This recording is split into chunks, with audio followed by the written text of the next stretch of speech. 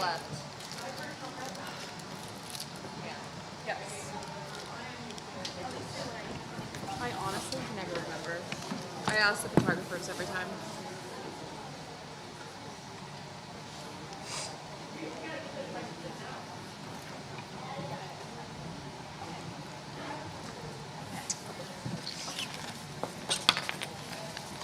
Okay. We're going to start with questions first this time. We're going to mix it up since we don't have an event after the fact. Huh? Yeah, I will. Oh. Here, Isabeau, this one's for you.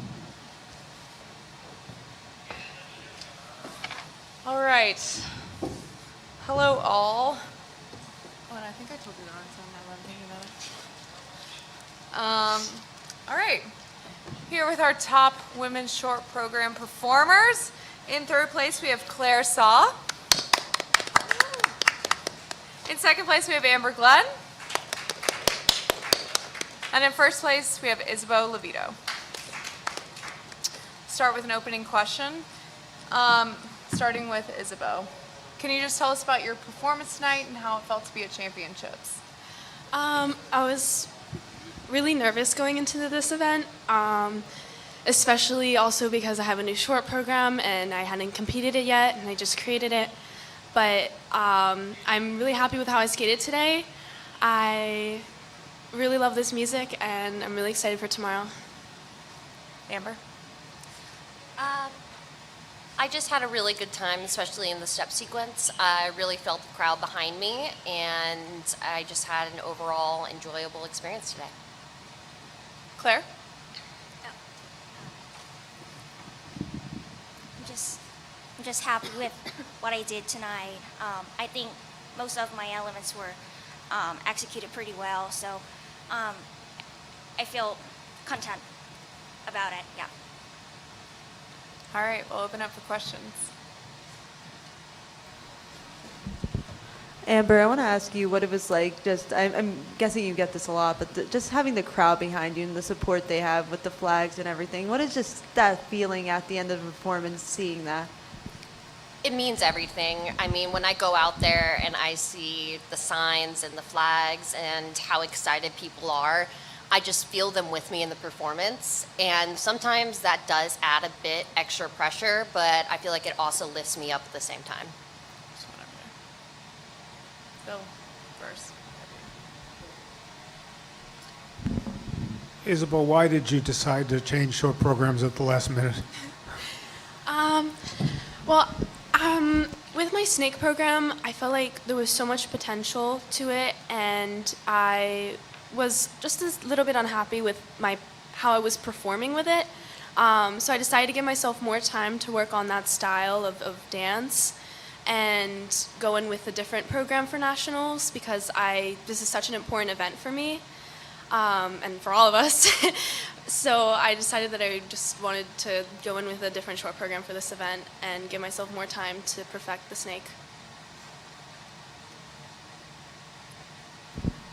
Amber, this is the first time you've been on a U.S. top 3 after a short program.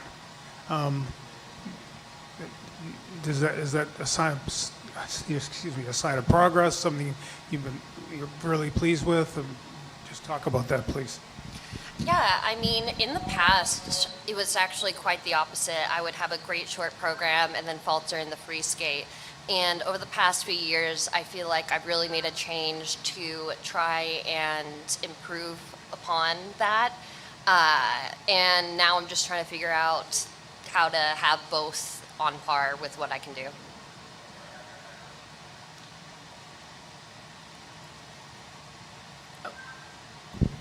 Hi, Amber. It looked like you were, even in your warm-up, that you were having a blast on the ice. Like, I wanted to be out there with you because you just looked like you were having so much fun.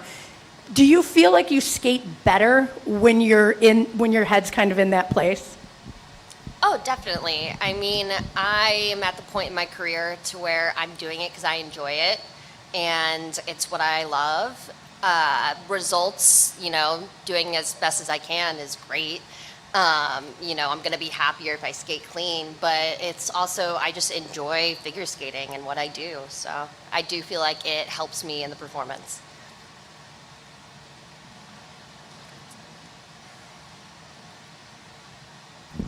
Actually, it's the third in a similar question for Amber, please.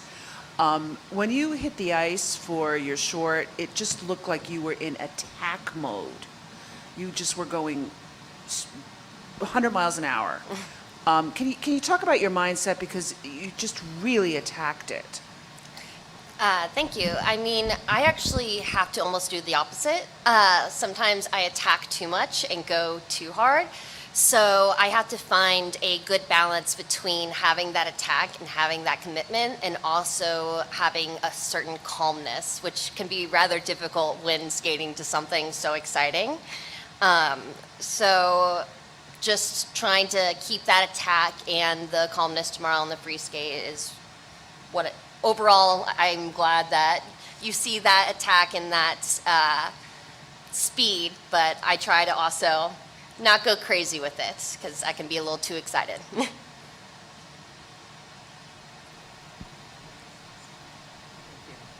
For all three of you, as I'm sure you're aware, at least in the back of your minds, we're halfway between the last Olympics and the next Olympics.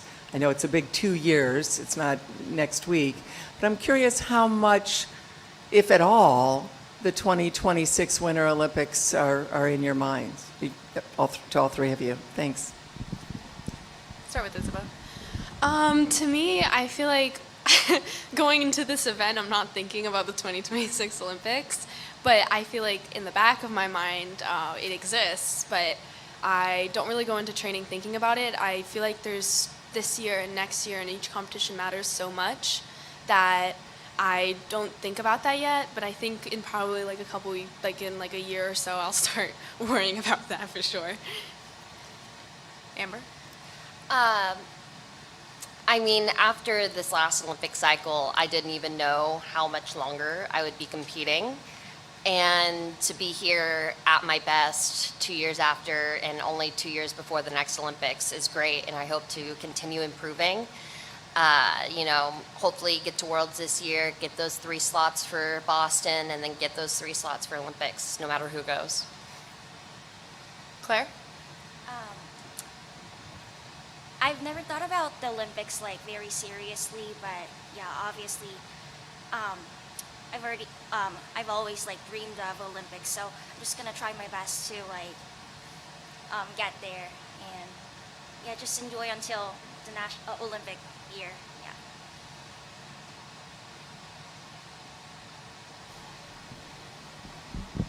Both for Isabeau and Amber.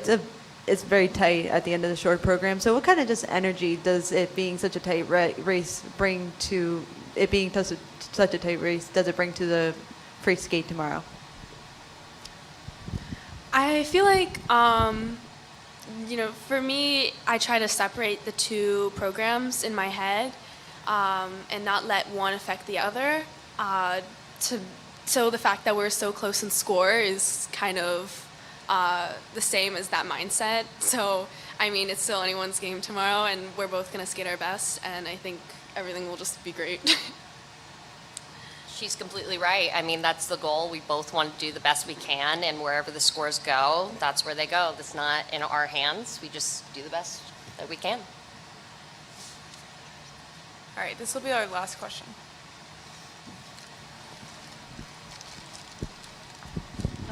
Just a question for Amber. At times in the past, like regulating energy has been a challenge. Like when you land a triple axel and then managing that excitement for the rest of the program. What's your strategy, for tomorrow, considering that? Yeah, I mean, that was a very once in a career moment. So it was something that until there's a new jump that I attempt in competition, I don't really have to worry about that exact situation. Since I've done the axel twice in competition now, it's not really a worry. And I hope to just do what I do in training every day. All right, thank you, everyone. forgot. I still have this. I haven't tasted about it. We're gonna do a quick photo with all three of you. And I did tell you the wrong side. I'm thinking about it. I never know which side is the correct side. You've got time. Before I know it, it's just like, oh my god, what did I just do? You're fine, But George. no, I think- You're fine. You I got don't know, I'm stuck in a weird time. spot where I'm trying too hard or not trying hard enough because I'm trying not to try too hard. And it's all in my head. But I'm sure I'll get over it soon. I look forward to getting over it tomorrow. Yeah, yeah, yeah. So, are they on the wrong sides? Did I do the sides wrong? You're the only one. So Claire, wearing you're one. actually over here. I'm sorry. That's on me. I never remember what sides are what, honestly. It's okay. I'm dyslexic. I don't know.